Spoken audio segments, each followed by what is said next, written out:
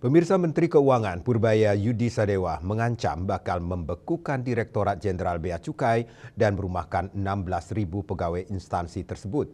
Ancaman membekukan akan dilakukan jika Ditjen Bea Cukai masih belum bisa membenahi kinerjanya dan membuat masyarakat tak puas. Purbaya menegaskan pihaknya sudah meminta izin kepada Presiden Prabowo Subianto untuk membenahi Ditjen Bea Cukai selama setahun ke depan.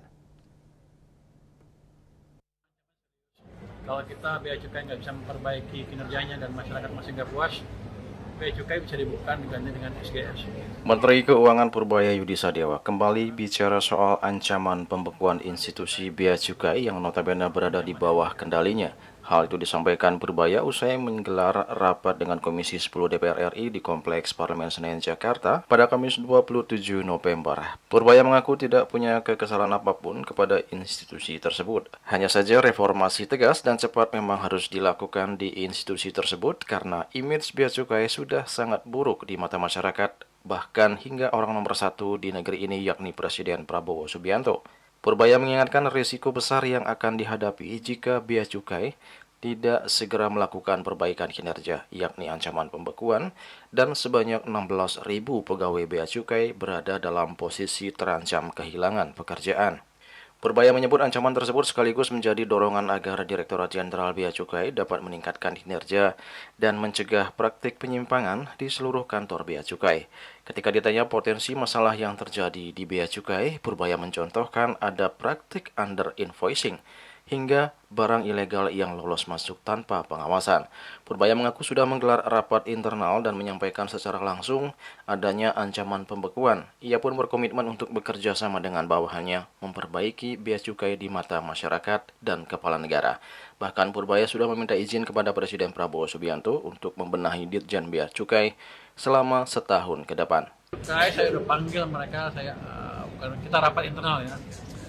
Kita diskusikan dengan mereka, saya bilang begini, image Bea Cukai kurang bagus di media, di masyarakat, pimpinan kita teratas, di pimpinan tertinggi kita. Jadi kita harus perbaiki. Yang mana kameranya? Jadi kita harus perbaiki dengan serius.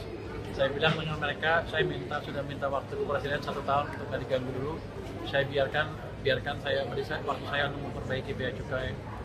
Karena ancaman serius, kalau kita Bea Cukai nggak bisa memperbaiki kinerjanya dan masyarakat masih nggak puas, Bea Cukai bisa dibuka diganti dengan SGS, seperti zaman dulu lagi. Jadi sekarang Bea Cukai, orang-orang Bea Cukai mengerti betul ancaman yang mereka hadapi.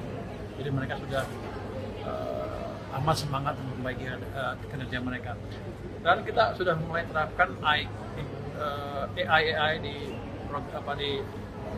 stasiun-stasiun Bea Cukai. Jadi nanti under invoicing akan cepat terdeteksi sambil kita perbaiki yang lain. Jadi kita pelajari betul. Jadi sekarang cukup baik kemajuannya. Saya pikir tahun depan sudah aman. Artinya Bea Cukai akan bisa bekerja dengan baik dan profesional. Ada potensi nggak? Karena gini saya bilang, kalau kita gagal memperbaiki nanti 16.000 orang pegawai Bea Cukai dirumahkan. Suliswarti dan Ketut Sumadias melaporkan.